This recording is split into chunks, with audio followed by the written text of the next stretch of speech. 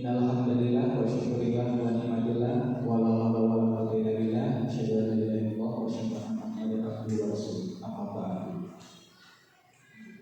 Yang terhormat Bapak Kepala SDN Unggulan Kuningan, kemudian yang saya hormati Ibu narasumber dalam kegiatan aksi nyata diseminasi penerapan budaya positif modul 1.4, yaitu Ibu Titi Kurniati SPD MPD dan Ibu Nur Elin Septiani SPD MPD, dan yang saya hormati seluruh peserta kegiatan ini, Bapak Ibu Guru SDN Unggulan Kuningan.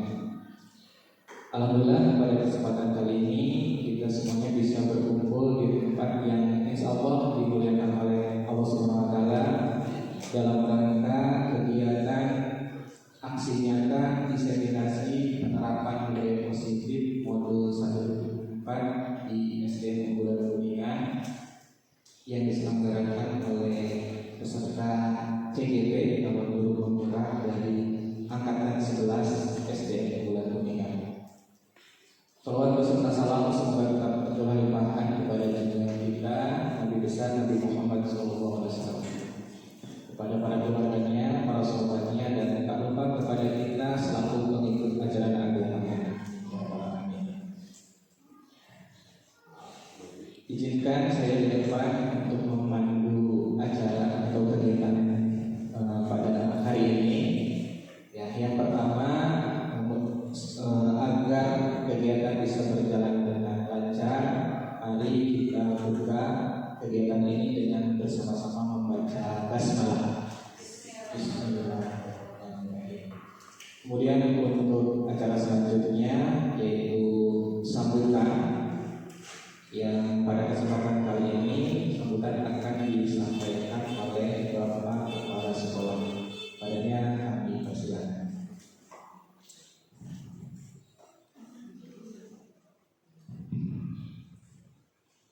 Bismillahirrahmanirrahim. Assalamualaikum warahmatullahi wabarakatuh.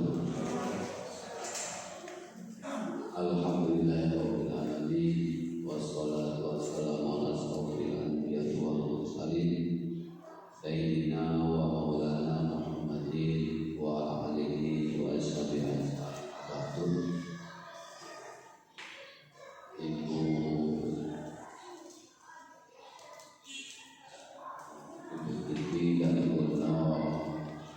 Sebagai narasumber di kegiatan diseminasi aksi nyata sebagai CGP yang saya banggakan, Bapak dan Ibu guru semuanya yang juga saya banggakan. Terlebih dahulu marilah kita menjadikan puji dan syukur kepada Allah Subhanahu Wa Taala.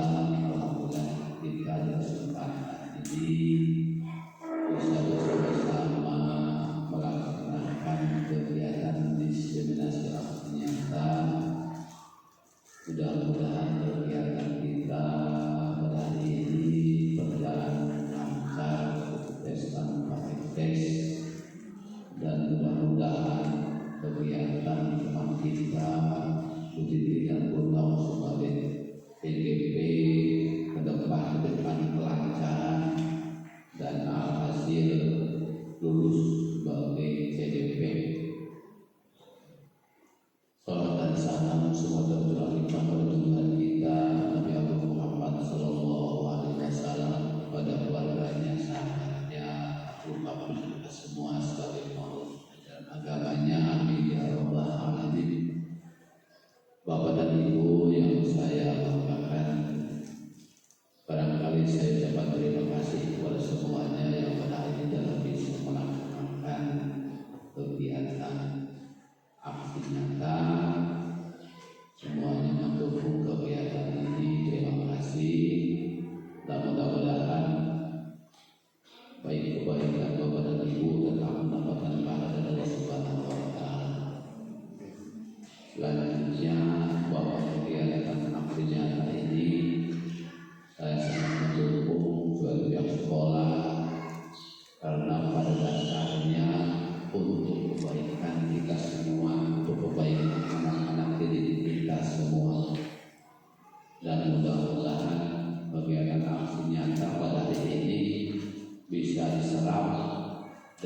bisa dilaksanakan oleh semua untuk dilaksanakan, diterapkan ke anak didik kita.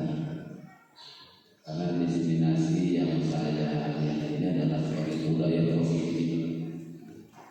positif yang kita sudah dilaksanakan, dan hari ini kita akan mendapatkan pencerahan. Mudah-mudahan lebih lagi kita melakukan ilmu pengetahuan, menambah wawasan, sehingga sekolah kita lebih maju lagi, lebih bersinar lagi dengan adanya penambahan pengetahuan kita.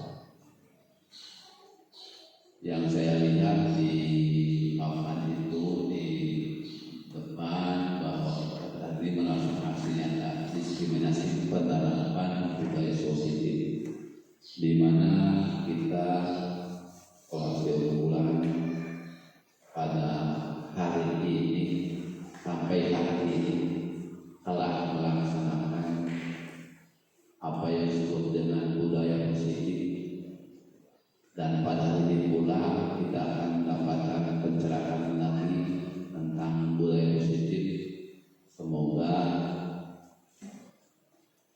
apa yang akan disampaikan pada hari ini kita semua sebagai warga sekolah SD unggulan akan lebih menerapkan kegiatan atau ilmu pada hari ini, sehingga pelaksanaannya akan kelihatan dan akan menerap di anak-anak kita. Anak kita pada hari ini memerlukan sentuhan-sentuhan budaya positif oleh kita sebagai pengajar, dan mudah-mudahan peningkatannya akan dirasakan. Mungkin dirasakannya tidak seperti kita makan cabai, tapi kita akan merasakannya nanti setelah melewati fase-fase pembelajaran. Mungkin kita akan lihatnya hari ini adalah bulan Agustus, mungkin kita akan lihat di bulan Desember kita melaksanakan kegiatan UAS dan sebagainya, mendapat ujian dan sebagainya, sehingga evaluasi sekolah kita yang dilihatnya tentunya di anak-anak kita, di samping kita sendiri, karena sesuatu itu harus dimulai dari kita. Kita SD unggulan sebagai warga, sebagai guru di sini jangan sampai istilahnya mencontoh atau memberikan teladan yang kurang positif. Contoh, guru antar guru tidak ada kerjasama. Kita memerlukan kerjasama yang baik, sehingga alhasil full SD unggulan nanti akan sangat kelihatan dengan kerjasama itu. Dan mudah-mudahan saya berharap dengan adanya positif hari ini kerjasama kita, gotong royong kita diterapkan oleh kita dan diterapkan juga untuk anak-anak kita. Itu adalah harapan. Dan barangkali ini saja yang dapat saya sampaikan. Bila taufiq wal hidayah. Assalamualaikum warahmatullahi wabarakatuh.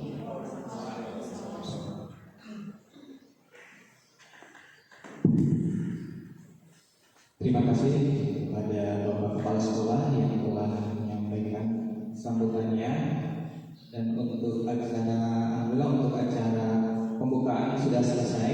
Ya, kita lanjutkan kepada acara inti, yaitu aksi nyata atau diseminasi penerapan budaya positif modul 1.4 yang nanti akan disampaikan oleh dua narasumber, yaitu Ibu Titi Kurniati dan Ibu Nok Helen Septriani. Nah, untuk acara inti mungkin diserahkan langsung kepada dua narasumber, ya, dipersilakan.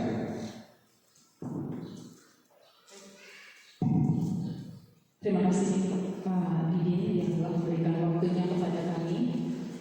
Bismillahirrahmanirrahim. Assalamualaikum warahmatullahi wabarakatuh.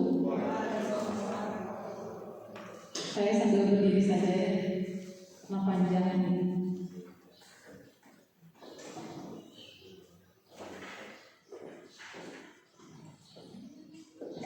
Sebelumnya mohon izin Bapak Kepala Sekolah, kemudian teman-teman semua. Pertama saya ingin menyampaikan terima kasih tentunya kepada Bapak Kepala Sekolah, rekan-rekan guru dan staf SD Bulan Kuningan yang telah berkenan untuk memenuhi undangan kami dalam rangka diseminasi penerapan budaya positif di SD Unggulan Kabupaten Kuningan. Untuk mukadimah saya mengikuti kepada MC.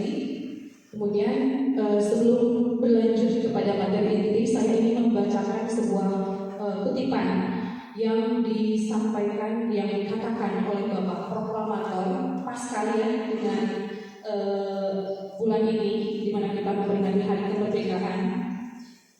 Bunyinya kurang lebih seperti ini: belajar tanpa berpikir itu tidaklah berguna, tapi berpikir tanpa belajar itu sangatlah berbahaya, kata Insinyur Soekarno, Bapak Proklamator kita. Jadi marilah kita bersama-sama menyeimbangkan kemampuan berpikir dengan ilmu yang kita miliki. Semoga apa yang akan kami bagi hari ini, kami sharing hari ini, bisa menambah ilmu kita semua, sehingga bisa menyeimbangkan kemampuan kita dalam berpikir dan berilmu pengetahuan. Tepuk tangan sekali untuk Bapak Ibu hebat hari ini yang sudah bersama kami. Kemudian sebelum berlanjut, saya perkenalkan, sudah terpampang nyata di depan, nama saya Titi Kurniati. Mungkin sudah kenal semuanya, atau masih ada yang tidak kenal.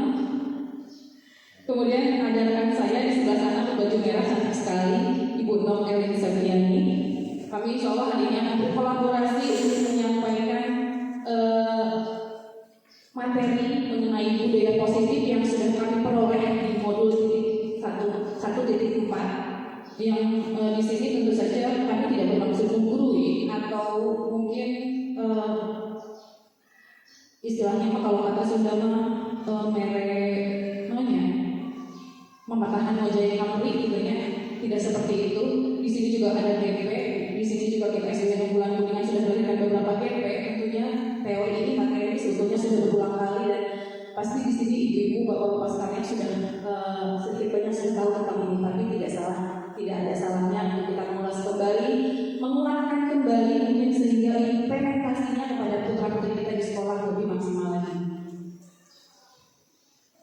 Baik, supaya tidak terganggu, ini asal bagaimana gitu. Semuanya kita lakukan diam dulu, silakan berdiri semuanya. Kita lakukan diam senyum selama 30 detik. Caranya seperti ini, silahkan semuanya berhadapan-hadapan dengan pasangannya masing-masing. Silahkan berhadapan-hadapan. Bukan sebelum berhadapan juga sudah tersebut. Benar, siapkan timernya ya. Yang nggak punya pasangan sama Didi, silakan berhadapan-hadapan. Ketika saya mulai hitungan ketiga, silakan mulai tersenyum, diperlihatkan gigi dan senyum manisnya. Silakan itu tersenyum selama 30 detik. Oke? 1, 2, 3. Jangan gosok giginya. Iya, silakan tersenyum.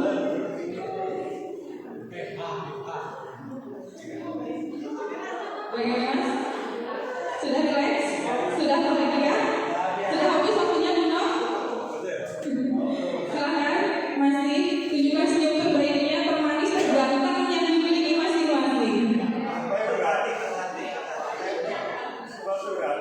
Oke, sudah cukup. Terima kasih. Silakan duduk, tepuk tangan untuk kita semua. Bagaimana? Ini explaining simple ya, yang bisa diterapkan kepada anak-anak kita mungkin saat pembelajaran mulai bosan, saat siang hari mulai duduk, mulai lewat, jadi bisa merasakan games ini untuk mengembalikan keceriaan gitu. Baik, sebelum kita memulai diseminasi, kita buat dulu kesepakatan kesepakatan forum ini, di sini sudah saya tuliskan. Yang pertama kita saling menghargai ya, kita menghargai semuanya, saling menghargai siapapun. Lalu yang kedua menjadi pendengar yang baik. Sepakat? Ada yang mau menambahkan? Ini baru 2 yang saya tuliskan. Barangkali ada lagi. Kesepakatan kita buat bersama, nanti akan kita patuhi bersama. Ada barangkali dari Bapak Ibu semua yang ingin menambahkan kesepakatan forum ini? Boleh? Enggak, hadirin. Oh iya, terima kasih Pak Lini. Ditambahkan nanti santai ya. Jadi berikutnya yang ketiga, kita di forum ini semuanya santai. Ya, ada lagi yang mau menambahkan? Santai, nanti boleh makan dan minum dengan tenang gitu ya. Ada lagi yang mau menambahkan mungkin? Sudah cukup? Oke, terima kasih semuanya. Kita sepakati ya. Lanjut. Bapak Ibu hebat semuanya, guru SD unggulan Kuningan. Seorang guru yang baik itu harus memiliki kemampuan dalam mewujudkan budaya positif di sekolah. Budaya positif tersebut dapat dijalankan dengan menerapkan konsep-konsep inti. Jadi ada 6 konsep inti yang ada di budaya positif yang bisa kita implementasikan dalam pekerjaan kita di sekolah terhadap siswa-siswa. Nanti 6 poin ini akan dibagi. Jadi 3 konsep inti saya yang akan menjelaskan. Kemudian berikutnya 3 konsep inti yang berikutnya nanti saya akan menjelaskan. Yang pertama, disiplin positif.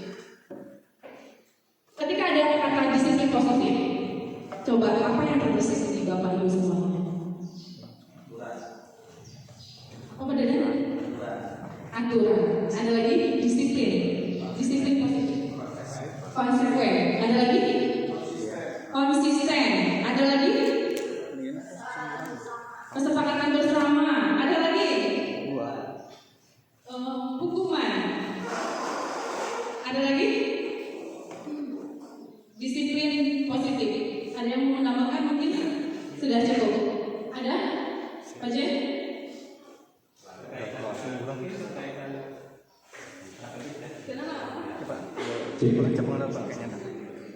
Kalau disiplin mungkin ya menurut pendapat disiplin itu berkaitan dengan penerapan atau aplikasi apapun bentuknya, yaitu berkaitan dengan hal-hal positif.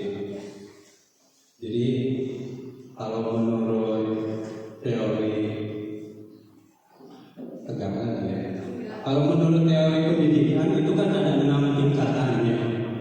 Yang pertama yaitu menurut Bloom atau taksonomi Bloom, yang pertama yaitu tingkatan pertama itu kalau tidak salah menghafal ya. Kemudian yang kedua yaitu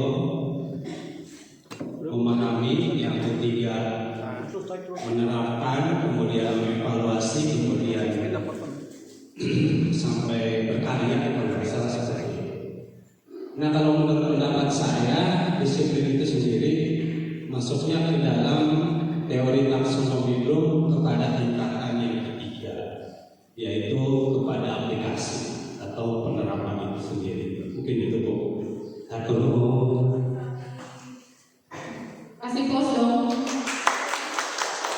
Semuanya jawabannya saling melengkapi ya, tidak ada yang salah, semuanya tepat. Mari kita bahas bersama. Disiplin positif itu merupakan suatu cara penerapan disiplin yang mengajarkan anak bertanggung jawab dan menumbuhkan kesadaran diri berdasarkan nilai-nilai kebajikan. Ya, jadi tadi yang disampaikan semuanya oleh Bapak Ibu itu betul sekali. Semuanya merupakan termasuk ke dalam nilai kebajikan. Ada yang bisa menambahkan mungkin nilai-nilai kebajikan itu apa saja? Ada barangkali nilai kebajikan? Nilai-nilai kebajikan? Pada nilai-nilai salah satu contohnya ya berarti menghargai, ya, mencintai, seperti itulah. terima kasih. Ya, betul sekali. Itu adalah nilai-nilai, salah satu beberapa nilai kebajikan yang patut kita ajarkan kepada anak-anak. Disiplin positif itu lebih ke arah disiplin diri yang dapat mengontrol diri dalam melakukan segala tindakan. Kemudian disiplin diri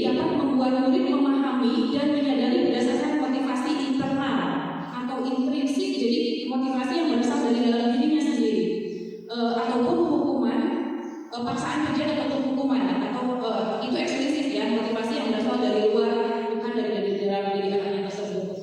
Nah, nilai-nilai kebajikan tersebut, karena sebetulnya kan nilai-nilai kebajikan itu banyak ya, misalnya gotong royong, kerjasama, ramah, kemudian inovatif dan sebagainya. Itu nilai kebajikan itu banyak, tapi kita kerucutkan ke dalam 6 komponen ini yang tercantum dalam profil belajar Pancasila. Ini kenapa kita rangkum ke sini, karena sebetulnya misalnya teori, bukan teori ya, misalnya nilai kebajikan kerjasama itu sudah ada di gotong royong, begitu. Kemudian inovatif itu ada di kreatif, atau misalnya santun ramah itu ada di beriman bertakwa kepada Tuhan Yang Maha Esa. Karena kan anak ya, orang yang beriman sudah pasti nanti akan tercermin dalam perilakunya, akan ramah, akan baik seperti itu. Kenapa ini? Karena ini adalah terukur. Ini ada dalam nilai kurikulum merdeka ya, profil belajar Pancasila ini. Jadi ini akhirnya di disiplin positif ini nanti arahnya ke sini untuk mewujudkan siswa yang berprofil belajar Pancasila.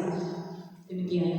Kemudian berikutnya konsep dari budaya positif yang kedua adalah motivasi perilaku manusia. Motivasi.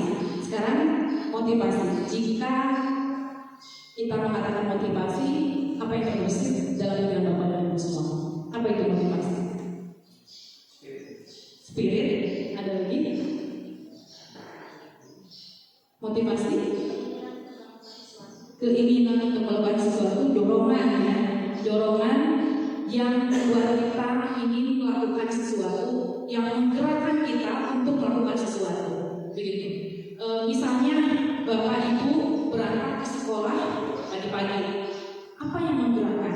Apakah karena takut dihukum Bapak kepala sekolah misalnya, atau takut ditegur sama teman, atau mungkin karena ingin mendapatkan pujian, atau justru karena sadar bahwa itu merupakan tanggung jawab. Nah, itu berbagai jenis perilaku kita ulas. Nah, jadi motivasi yang tadi disampaikan itu ada 3 yang mendasarinya. Motivasi perilaku manusia itu ada 3 yang mendasari.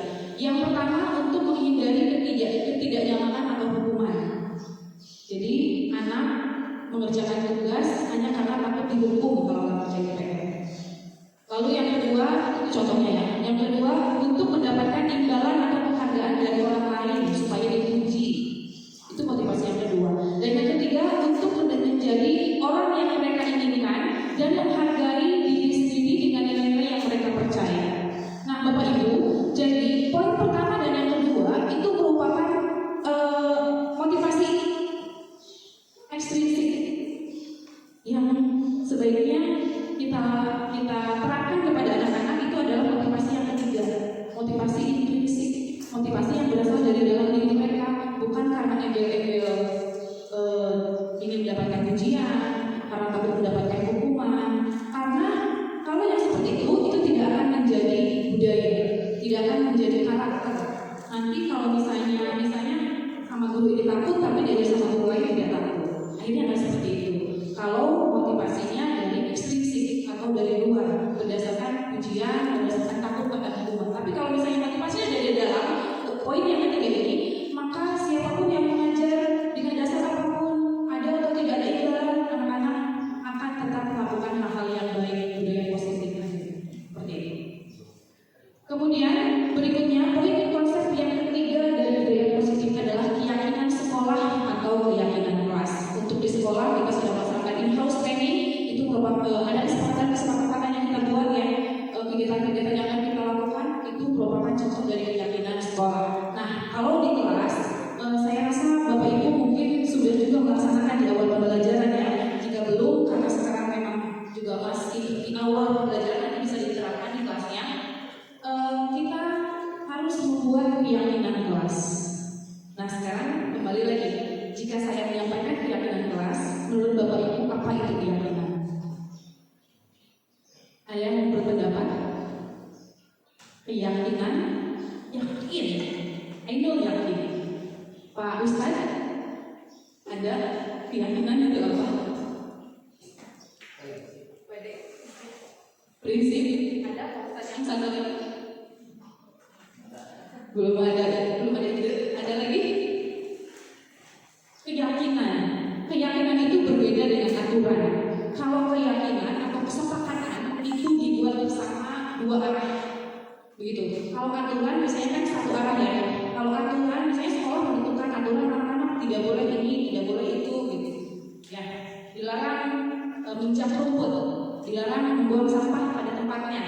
Itu peraturan. Kalau keyakinan itu yang pertama dibuat berdasarkan kesepakatan dua arah. Jadi dibuat antara siswa dan guru, antara anak-anak dan wali kelas. Kesepakatan yang akhirnya dilaksanakan oleh seluruh kelas.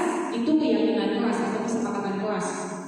Kemudian yang kedua, kalau keyakinan atau kesepakatan kelas itu tidak menggunakan kata-kata yang negatif, artinya menggunakan kata-kata yang positif.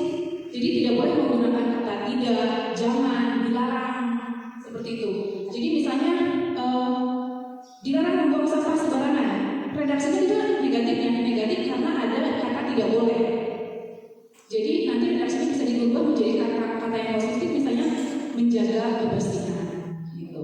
Atau misalnya begini, dilarang mencontek saat ujian, kan ada kata dilarang ya.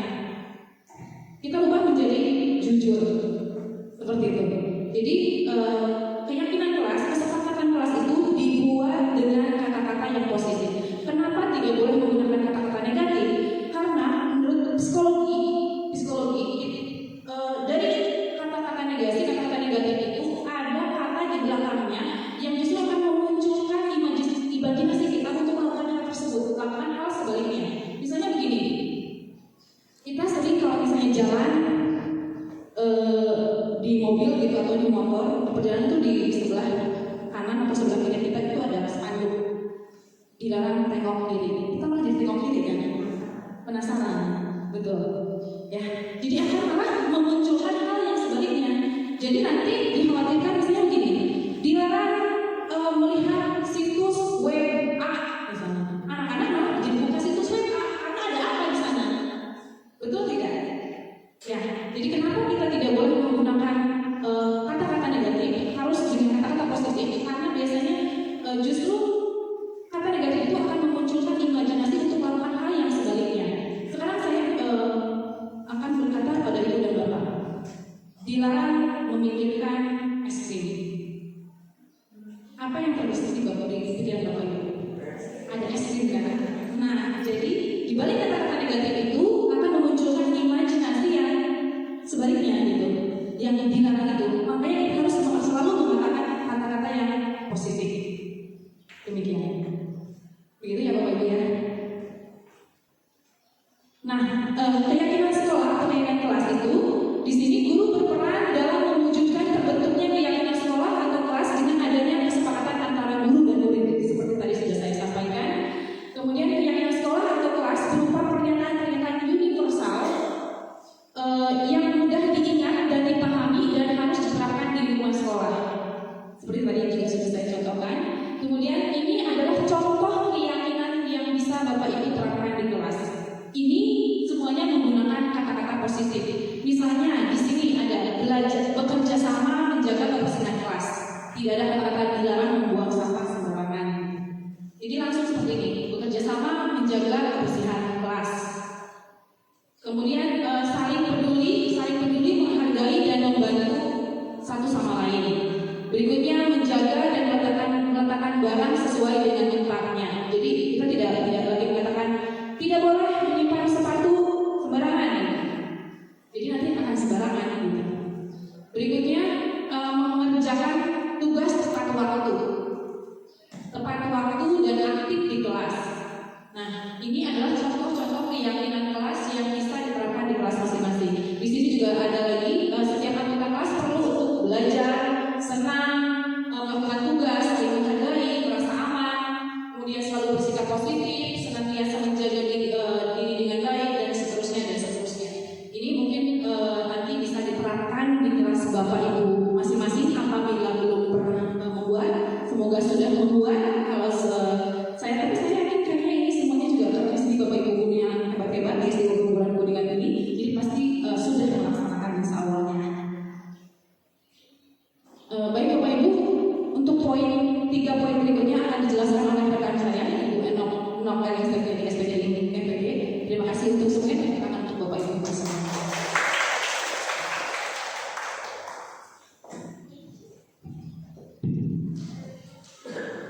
Oke, terima kasih buat rekan saya Bu Titi yang sudah menyampaikan begitu jelasnya mengenai beberapa poin disiplin positif. Sebelumnya terima kasih kepada Bapak Kepala Sekolah dan Bapak MC yang sudah memberikan pembukaan tadi ya, yang mana saya dan rekan saya tadi bukan untuk menggurui, tapi kita di sini untuk berbagi ilmu yang kita dapatkan di calon guru penggerak, sehingga nanti bisa diterapkan di kelasnya masing-masing gitu ya. Oke, biar tidak tegang, saya minta berdiri lagi lah ya, berdiri dulu. Silahkan berpasangan dengan rekan gurunya supaya lebih rileks dan tidak tegang gitu ya. Jadi oke. Iya. Oke, sudah ada pasangannya?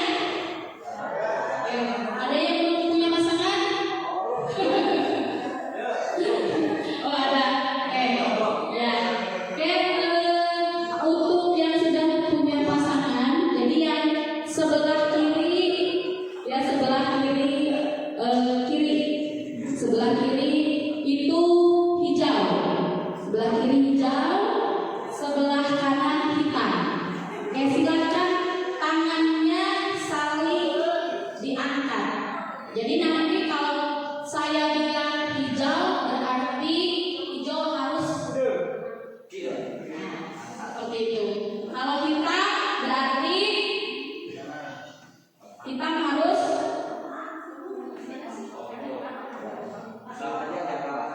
ya.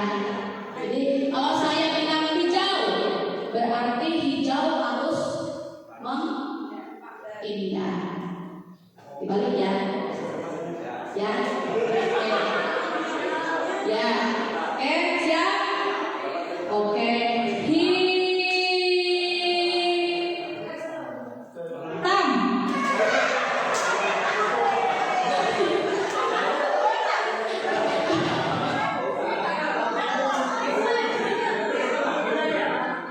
Sekali lagi. Coba. Jauh.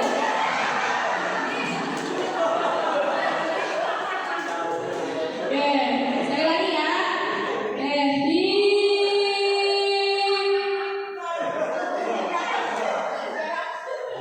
jauh. Oke, siap. Terima kasih Pak untuk hiburannya Bu Mega. Oke, selanjutnya saya akan lanjutkan ya tadi dari poin ini yang sudah disampaikan oleh rekan saya, bahwa seorang guru itu harus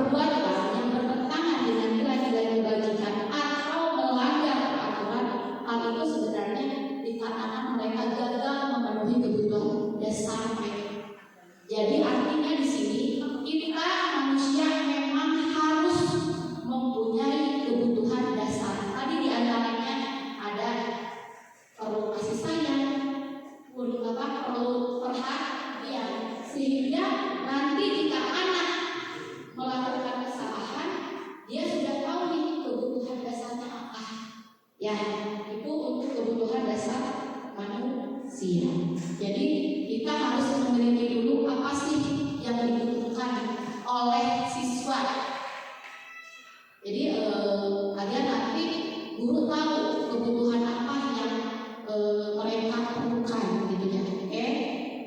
Nah, di sini kebutuhan dasar manusia ternyata menurut teori itu ada 5. Yang pertama tadi bertahan hidup, tadi tempat tinggal, memerlukan tempat tinggal. Tentu harus punya tempat tinggal untuk bertahan hidup. Yang kedua, kasih sayang. Nah, tadi anak berhak untuk dicintai, diperhatikan, ya, dan bisa diterima, gitu ya. Yang ketiga, penguasaan, ya. Jadi yang penguasaan, jadi anak itu bisa jadi seorang penguasa, ya. Lalu yang keempat, kebebasan. Anak diberikan untuk keleluasaan dalam hidupnya, itu diberikan kebebasan, mau itu kebebasan berpendapat, kebebasan memilih teman. Lalu yang terakhir, kesenangan. Jadi siswa harus diberikan kesenangan berupa tadi memberikan guru itu kebebasan agar bahagia, agar senang dalam proses kegiatan pembelajaran. Ini tidak anak itu tidak tertekan gitu ya. Oke, itu kebutuhan dasar manusia yang memang harus dimiliki. Nah, di sini saya punya studi kasus nih. Ya, saya sendiri. Oke, di sini ada menghadapi, jadi saya sebagai wali kelas 4 sedang bingung nih menghadapi ulah salah satu murid di kelas, yaitu salah satunya Rai. Nah, di sini ada beberapa anak mengeluh bahwa Rai seringkali meminta bekal makan siang dengan paksa. Nah, jika ibu bapak menjadi saya, apa yang akan ibu bapak lakukan?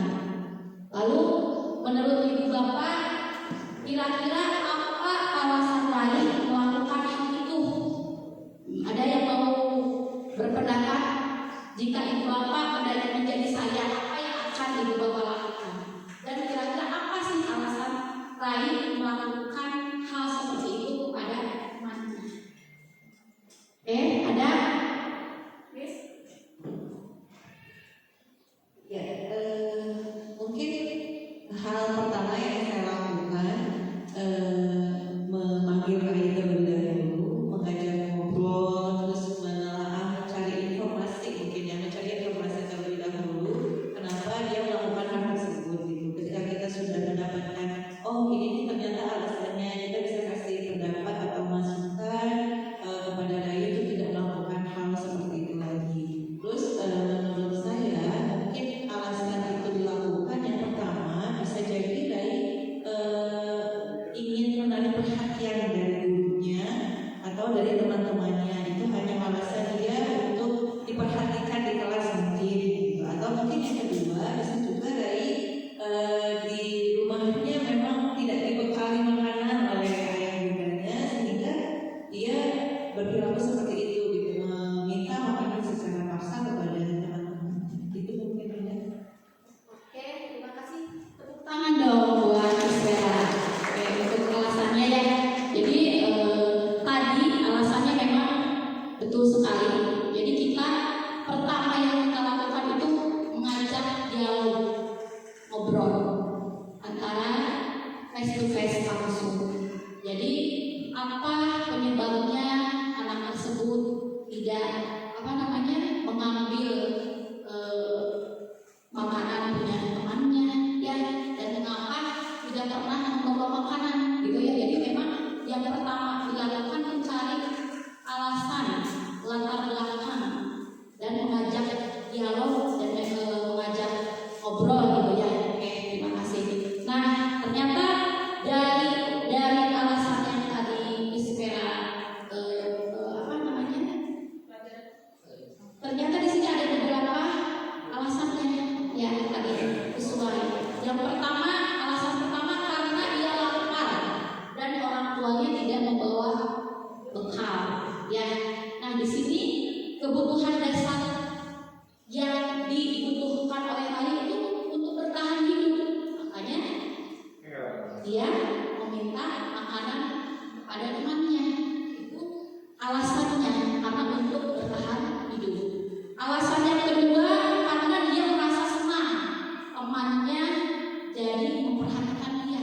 Jadi untuk menarik perhatian agar dia itu diperhatikan, agar dia itu diberikan kasih sayang, sehingga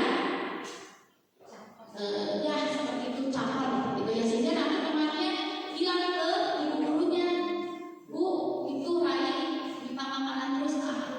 Jadi itu alasannya yang kedua.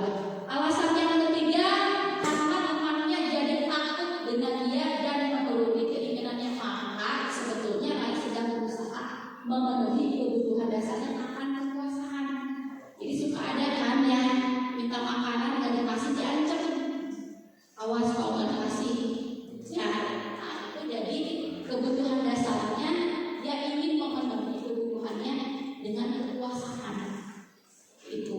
Lalu alasan keempat, karena dia merasa bosan dengan bekal makanan yang dibawakan ibunya dari rumah, karena ibunya selalu membawakan bekal. Jadi kalau bekalnya kayak itu aja. Jadi anak itu mungkin bosannya, akhirnya mintalah ke temannya, ambil makanan temannya karena berbeda dengan dia. Sehingga di sini anak butuh akan namanya kebebasan.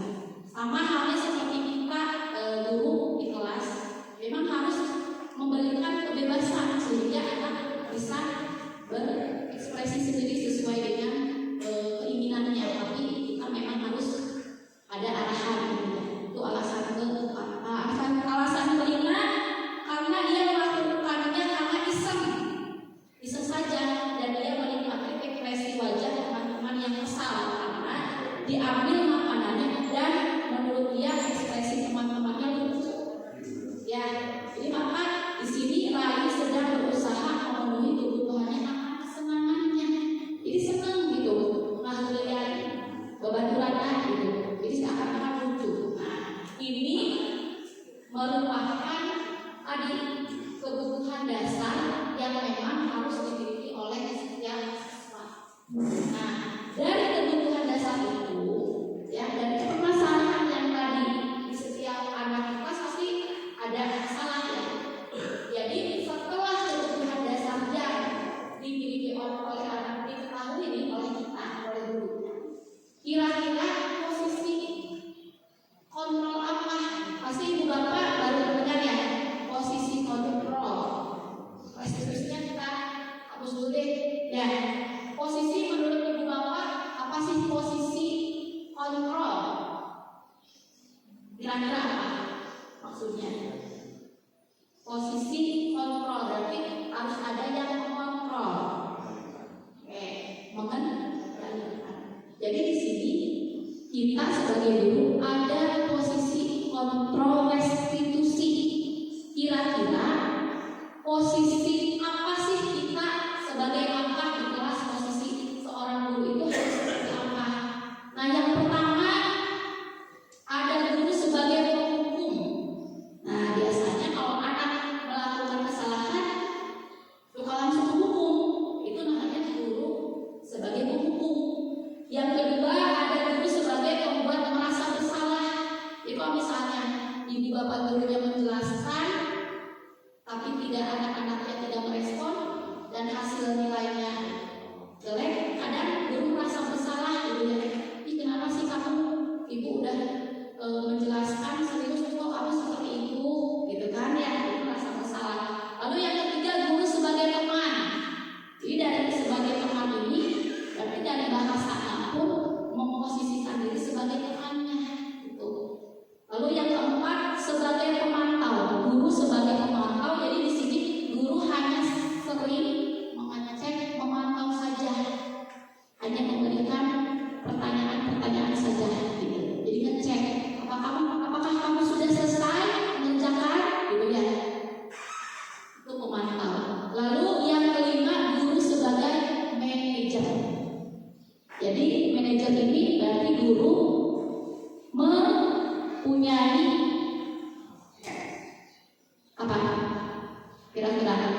bisa mengelola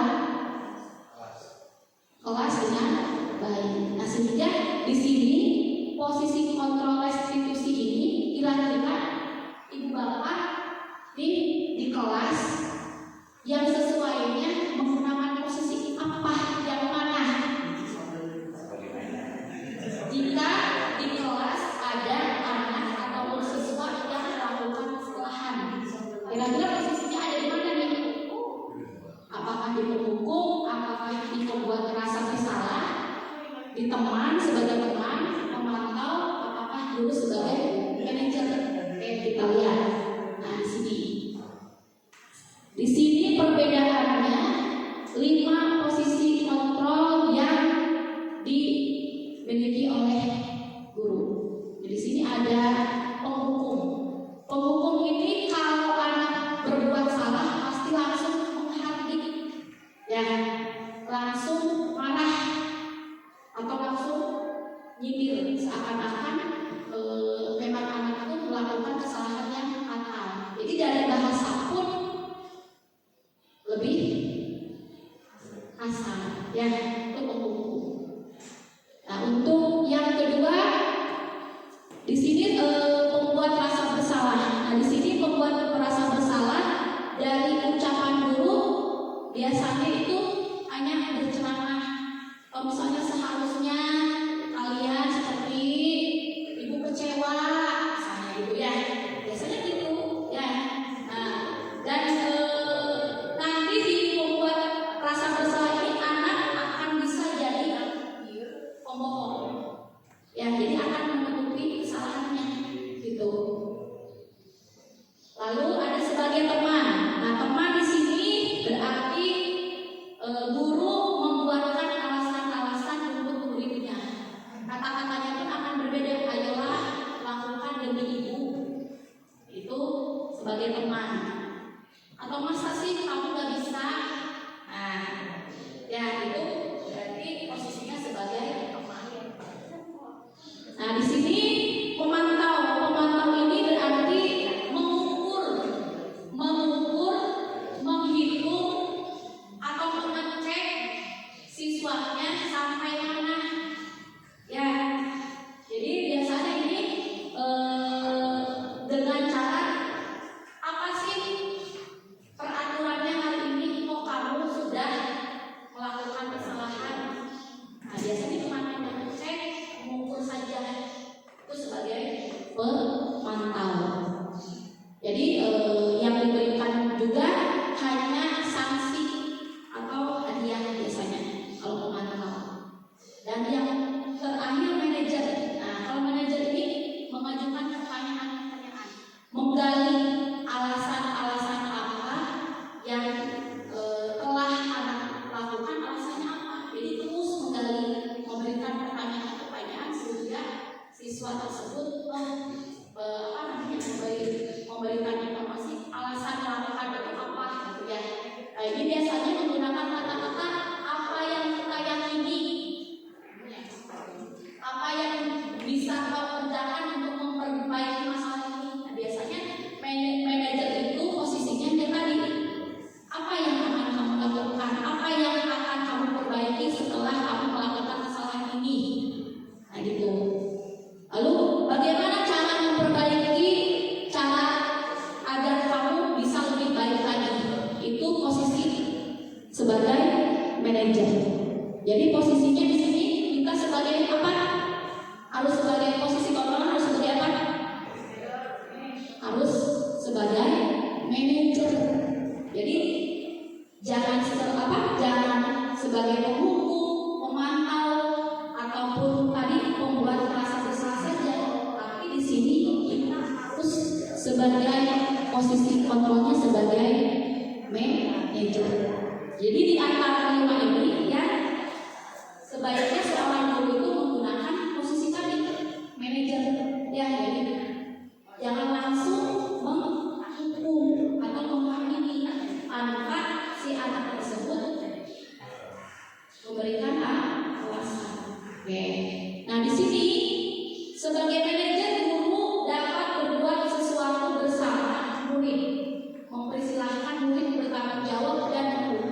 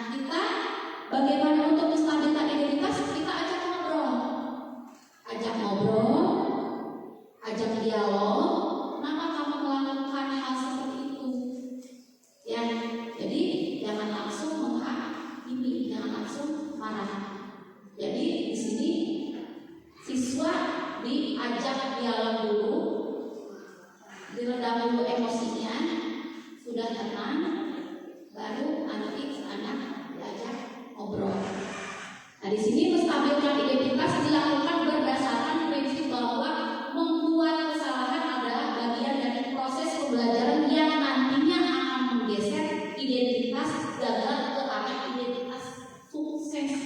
Jadi jangan sampai langsung memarahi anak tanpa didengarkan dulu alasannya, ya, sehingga nanti si anak akan merasa bersalah, akan merasa down mungkin ya, karena sudah langsung dimarahi. Nah, dalam menstabilkan identitas, nah ada beberapa kalimat yang harus memang diucapkan oleh guru gitu ya. Jadi saat berdialog, saat menanyakan kenapa alasannya, jadi harus buat kalimat yang sekiranya anak tidak merasa terintimidasi gitu ya. Jadi di sini ada contoh-contoh kalimatnya. Berbuat salah itu hal yang manusiawi, nah gitu ya. Jadi harus memberikan kalimat yang memang tidak boleh tadi diintimidasi gitu, atau mengancam. Tidak ada manusia yang sempurna. Kita pasti bisa menyelesaikan permasalahan ini. Bapak Ibu tidak tertarik untuk mencari tahu siapa yang benar, siapa yang salah. Bapak Ibu lebih tertarik untuk menyelesaikan masalah.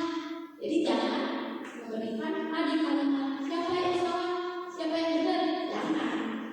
Tapi kita ajak ngobrol agar bisa menyelesaikan masalah tersebut. Lalu kalau kamu menyalahkan dirimu sendiri terus-menerus, apakah kamu bersikap baik kepada dirimu sendiri? Jadi itu kalimat yang sering atau yang harus diucapkan pada tadi posisi control manager. Jadi dalam tahap menstabilkan identitas, jadi mengajak ngobrol dulu, dialog dulu anak yang melakukan kesalahan. Nah, tahap yang kedua baru validasi tindakan yang salah. Ya, jadi setelah tahap kedua diajak dialog, emosinya sudah turun, baru yang namanya tadi validasi tindakan. Kita tahu kan berarti alasannya, alasannya ternyata seperti itu. Jadi kalau misalnya anak sudah turun emosinya, baru kita panggil lagi. Kalau udah tenang, baru kita ajak ngobrol lagi. Jadi di sini validasi tindakan yang salah dilakukan berdasarkan prinsip bahwa setiap perilaku berupaya memenuhi suatu kebutuhan tertentu, sehingga guru atau orang tua akan bergeser dari pemikiran stimulus respon menjadi proaktif, serta akan lebih mengenali dan memahami kebutuhan murid atau anak. Jadi dari sini kita tahu kebutuhan anak itu apa. Apakah butuh perhatian, apakah butuh tadi makanan gitu ya. Jadi kita tahu, berarti anak ini butuhnya karena tidak punya uang buat bekal, yang kita cari solusinya. Apakah dengan dikasih oleh gurunya sendiri, ataukah memang kita menyarankan ke teman-temannya ada berbagi gitu ya. Nah, setelah tahapan kedua baru kita menanyakan yang namanya keyakinan. Jadi sebelumnya kan sudah membuat ya, pasti sebelum ajaran baru dimulai, ibu bapak sudah membuat yang namanya keyakinan kelas. Karena keyakinan kelas itu memang harus dibuat oleh dirinya sendiri, agar nanti kalau anak tersebut melanggar tadi keyakinan yang dibuat, dia tahu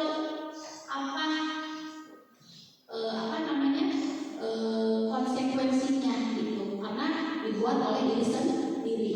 Nah, di sini menanyakan keyakinan dilakukan dengan memberi pertanyaan-pertanyaan bermakna kepada murid atau anak untuk memunculkan motivasi secara implisit, sehingga mampu mengaitkan keyakinan dengan tindakan yang salah.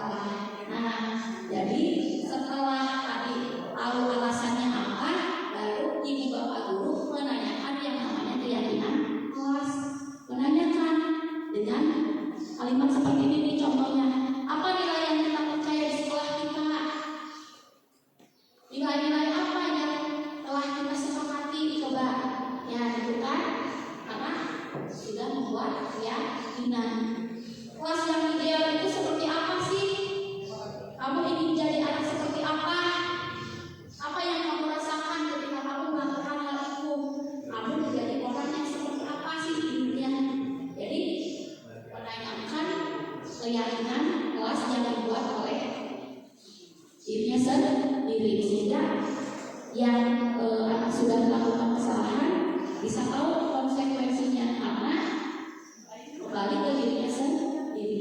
Jadi itu beberapa tahapan posisi kontrol yang memang harus kita terapkan di kelas. Jadi kalau misalnya ada anak yang bermasalah, gunakan tadi yang namanya segitiga restitusi. Apakah bisa ada perubahan? Insya Allah bisa, karena kita melakukan dengan langkah-langkah tadi. Ya, mungkin untuk memperbaikinya tidak akan langsung, butuh proses, tapi setidaknya kita melakukan langkah-langkah tadi, 3 tahap tadi, sehingga kita tidak menjadi seorang guru yang dikatakan tadi sebagai hukum, pemantau ataupun sebagai teman, tapi posisi kita sebagai manajer sehingga kita dan anak bisa mencari solusinya sama-sama.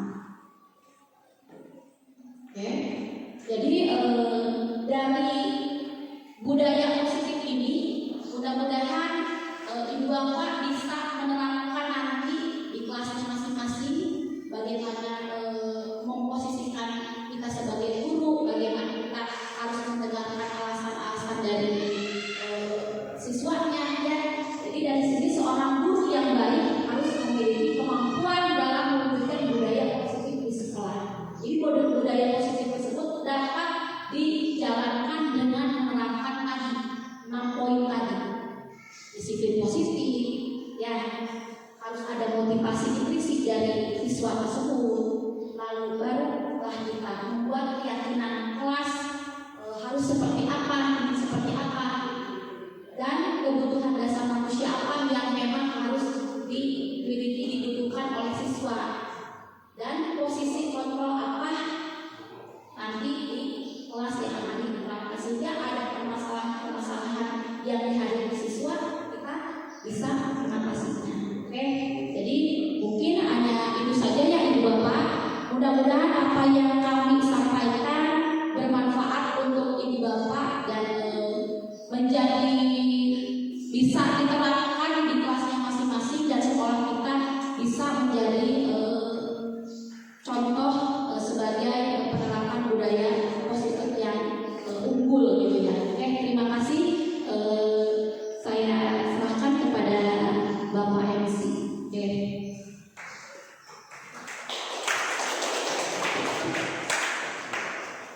Ya, tepuk tangan yang meriah sekali lagi buat kedua narasumber.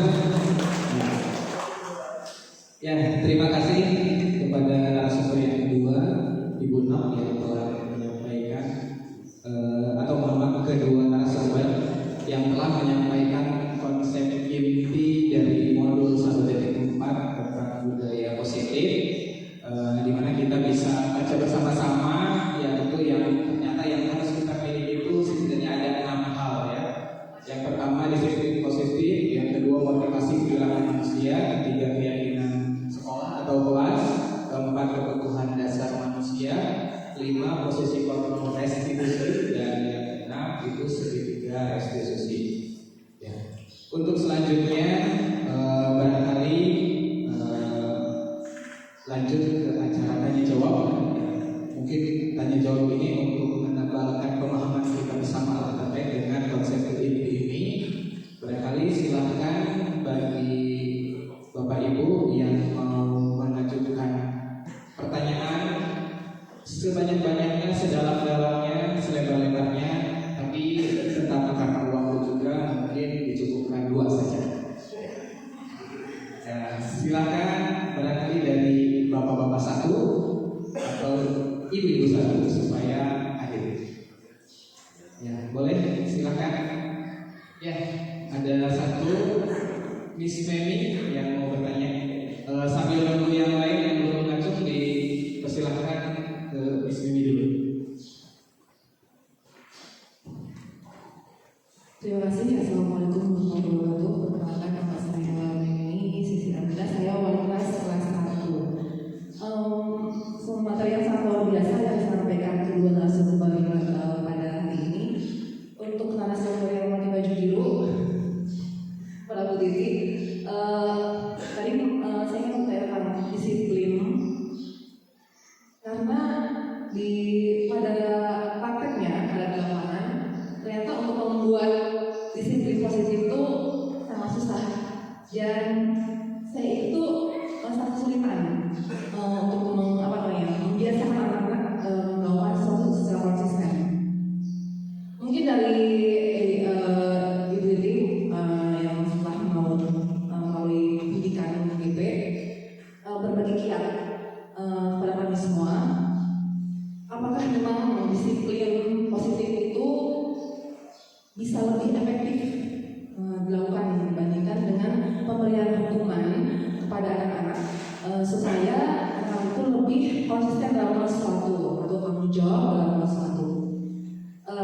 Lanjut juga pertanyaan yang kedua mengenai restitusi kepada Bruno, bahwa dari segi 3 restitusi yang tadi ternyata sangat sulit sekali menjadi manajer di kelas karena tahapannya banyak, dan kita sebagai guru dalam prakteknya ingin instan, satu-satu ya, karena lebih efektif dengan hukuman.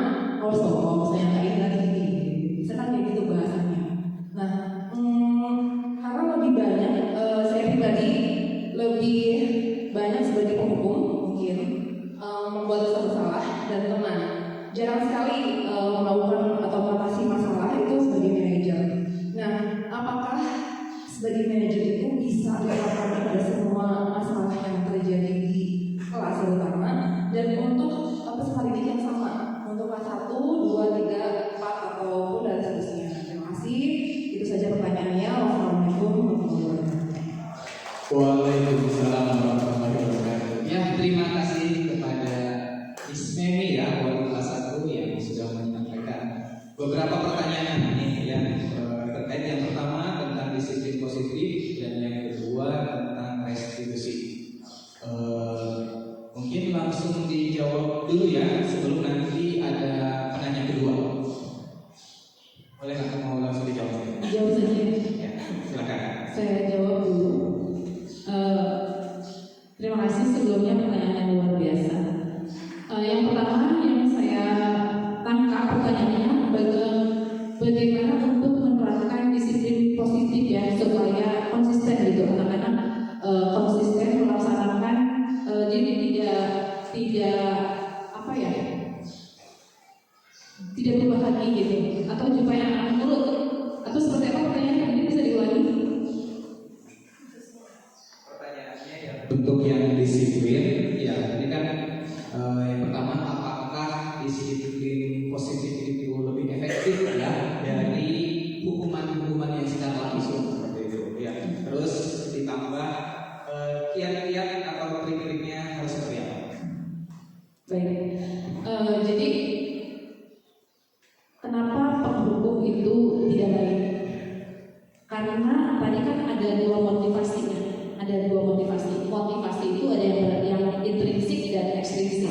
Apabila kita berlaku sebagai penghukum, maka nanti anak-anak motivasinya ekstrinsik, dan motivasi secara teori, motivasi jika anak-anak melakukan atau kita sebagai manusia melakukan sesuatu berdasarkan motivasi ekstrinsik, maka itu tidak akan bertahan lama. Jadi kenapa penghukum itu tidak baik? Kita lebih baik untuk melakukan segitiga restitusi, lebih baik berperan sebagai manajer, supaya motivasi yang terjadi itu adalah motivasi intrinsik, memunculkan kesadaran. Jika motivasi itu berdasarkan kesadaran dari si anak, dari kita sebagai manusia, maka insya Allah akan panjang perilakunya. Perilaku baiknya itu akan panjang, konsisten seperti itu. Tadi juga mungkin sudah saya jelaskan di poin motivasi. Kalau misalnya satu anak takut dihukum guru mengerjakan PR karena takut dihukum guru, menyapu kelas karena ingin mendapatkan pujian, maka ketika tidak ada gurunya, dia tidak akan melakukan perilaku tersebut. Nah, itu motivasinya berarti ekstrinsik seperti itu. Jadi kenapa kita harus tidak boleh melakukan posisi kontrol sebagai penghukum dan posisi kontrol yang lainnya sehingga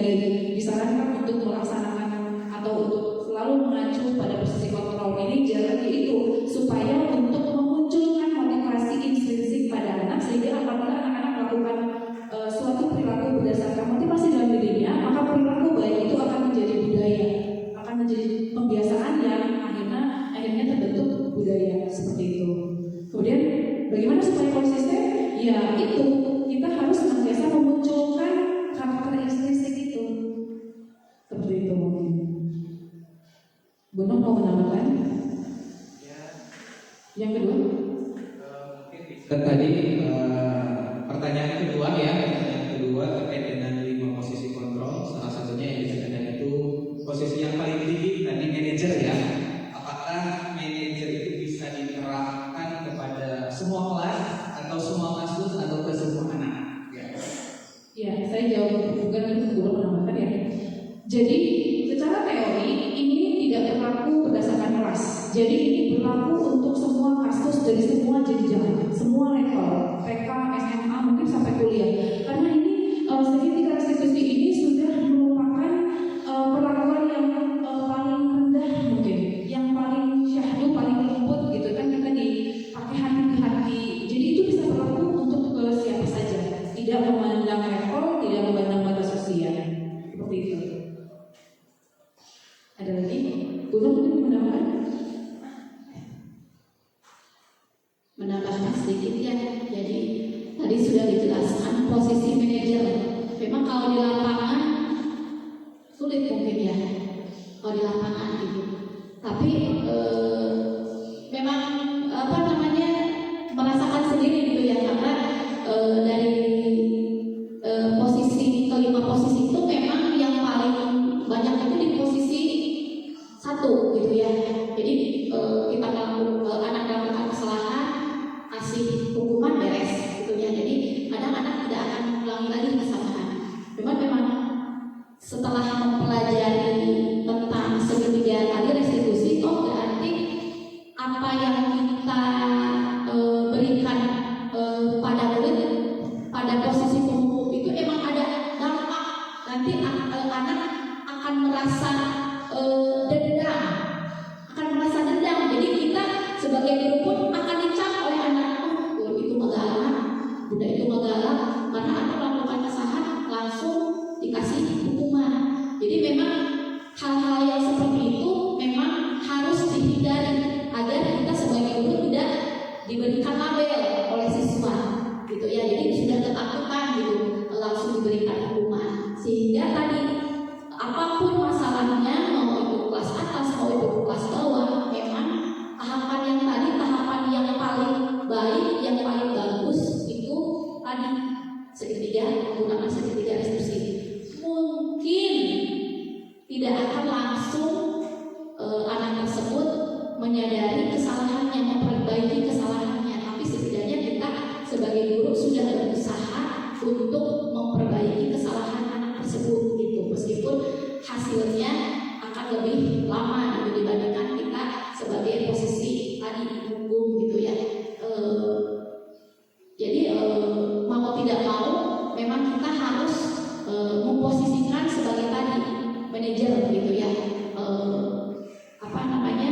Memang ada, kalau manajer itu dampak untuk anaknya pun akan lebih baik gitu ya, dan akan memberikan label terhadap guru pun mungkin ya tadi menghukum, akan kita sebagai guru akan diberikan label galak lah gitu ya, jadi takut lah, pendendam lah karena tersebut. Jadi mungkin itu ya Bu Bibi untuk penjelasannya. Ini mudah-mudahan kita memposisikan sebagai manajer, apapun nanti hasilnya yang namanya guru, jadi harus bisa memperbaiki sama-sama kesalahan anak maupun kesalahan kita sendiri gitu ya, namanya juga belajar gitu ya, sama-sama belajar. Mungkin kayak itu. Ya, baik. Terima kasih. Mungkin sudah atau masih ada tambahan? Mungkin sudah cukup ya Bapak Ibu. Ya, kalau jawaban sudah cukup. Sebenarnya semoga tidak puas, karena jika puas nanti akan berhenti untuk belajar dan akan berhenti untuk mencari informasi. Nanti kita bisa teruskan di belakang apabila Bapak Ibu mendapatkan permasalahan mungkin di lapangan, kita nanti sama-sama untuk berkolaborasi mungkin ya, bertransfer informasi, transfer ilmu pengetahuan supaya tentu saja untuk kebaikan kita bersama, putra-putri kita semua di SDN Unggulan Kuningan tentunya. Bapak Ibu, sebagai kata closing mungkin dari saya ya, dari kami berdua sebagai pemateri, sekali lagi terima kasih atas kehadirannya kepada Bapak Kepala Sekolah yang support yang luar biasa kepada kami dalam proses pendidikan guru penggerak ini. Kemudian Bapak Ibu hebat luar biasa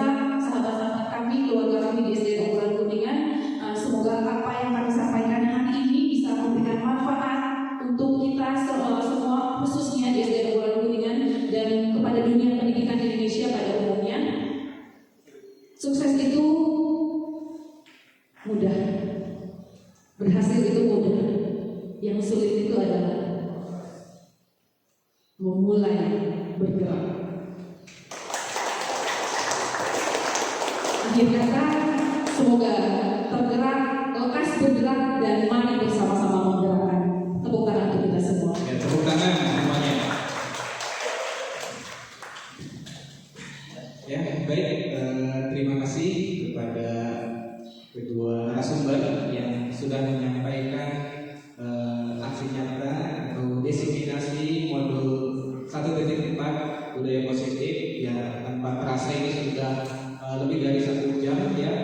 Sangat menyenangkan ternyata, sangat menarik ya materi yang disampaikan, dan ini memang yang dibutuhkan oleh kita semua. Ya, mungkin karena waktu jualan yang sangat terbatas mungkin ya, kita akhiri saja ya dengan membaca hamdalah bersama-sama. Alhamdulillahirabbil alamin. Saya selaku MC mohon maaf apabila banyak kata-kata atau hal-hal yang kurang berkenan bagi Bapak Ibu semuanya. Sekali lagi saya mohon maaf, dan saya akhiri dengan Assalamualaikum warahmatullahi wabarakatuh.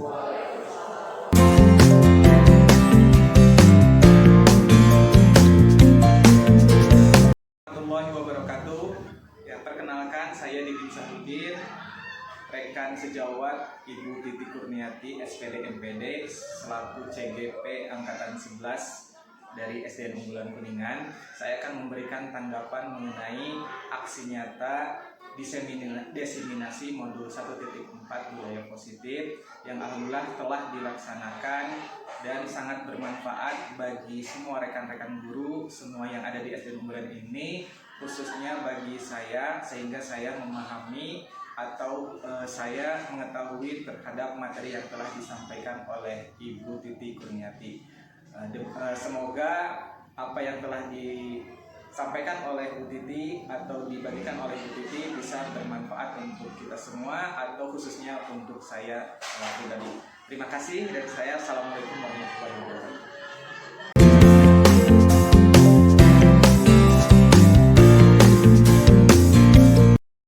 Assalamualaikum warahmatullahi wabarakatuh.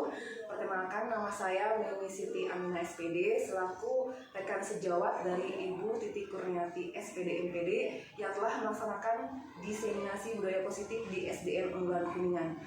Semoga apa yang disampaikan oleh beliau tentang nilai, norma, dan karakter yang membentuk budaya positif siswa di SDN Unggulan Kuningan bermanfaat bagi guru-guru semua, khususnya saya pribadi. Terima kasih. Wassalamualaikum warahmatullahi wabarakatuh.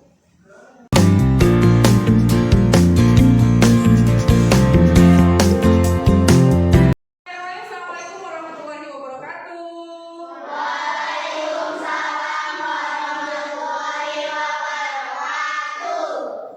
Selamat pagi anak-anak. Apa kabar hari ini?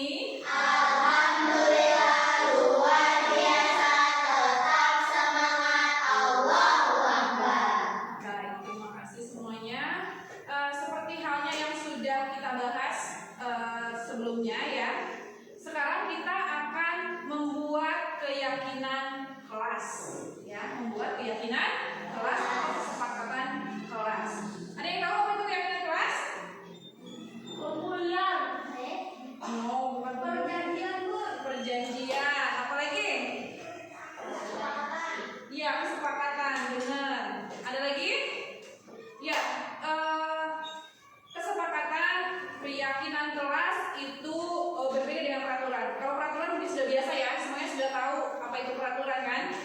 Kalian kemanapun pergi pasti akan ketemu dengan yang namanya peraturan atau tata tertib ya. Bedanya kalau peraturan itu dibuat secara sepihak, dibuat misalnya oleh sekolah atau bunda yang bikin sendirian, gitu ya. Nah, kalau kesepakatan ini kita akan buat bersama antara kalian dan bunda, ya. Dimana nanti kesepakatan ini harus dipatuhi, akan dipatuhi oleh kita semua sebagai warga kelas, ya. Kemudian bedanya lagi mungkin antara keyakinan kelas atau kesepakatan kelas dan peraturan itu, kalau di kesepakatan kelas, di keyakinan kelas itu menggunakan kata-kata positif.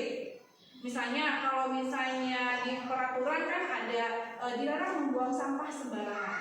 Nanti di sini kita akan rubah kata-katanya menjadi kata-kata yang positif, misalnya menjaga kebersihan. seperti itu. Misalnya kalau ragu-ragu kan nggak boleh apa? Mencontek. Dilarang mencontek, akan kita ganti, ubah kata-katanya menjadi jujur. Misalnya seperti itu ya. Mengerti tidak? Oke. Kalau mengerti, nanti sekarang Bunda akan bagikan sticky note ini.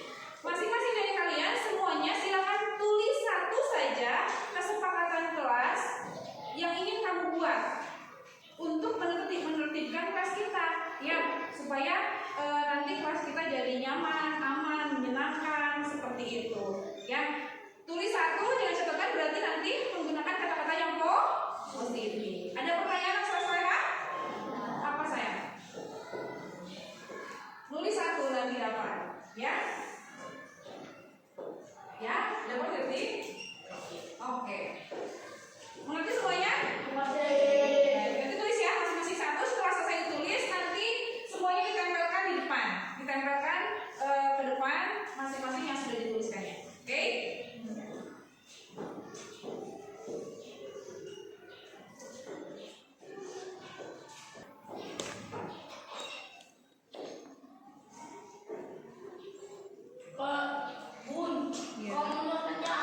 Oke, yang sudah silakan maju ke depan dan tempelkan hasil tulisannya di sini. Yuk, siapa dulu? Yuk dia, Aira, Kaisa. Yuk, silakan.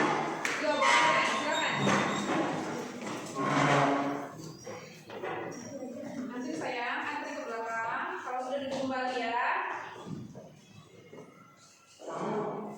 Yuk, kalau udah balik lagi ke belakang, kembali yang sudah.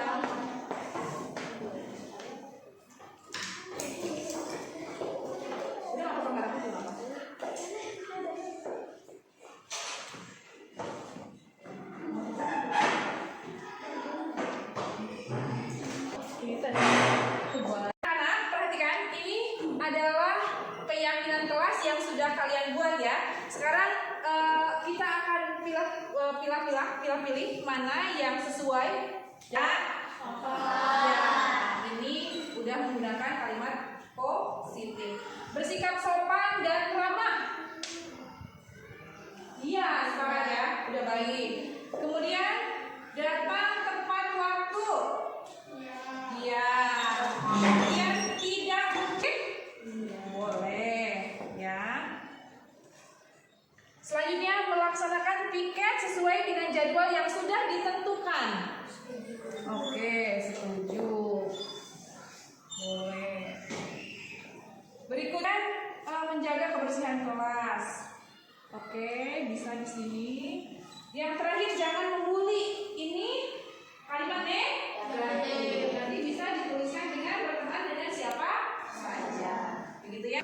Anak-anak, berarti sekarang kita sudah menghasilkan 8 keyakinan kelas. Yang berikutnya akan kita laksanakan bersama-sama. Kalian termasuk Bunda di dalamnya ya akan melaksanakan keyakinan kelas ini bersama-sama. Sepakat ya? Oke.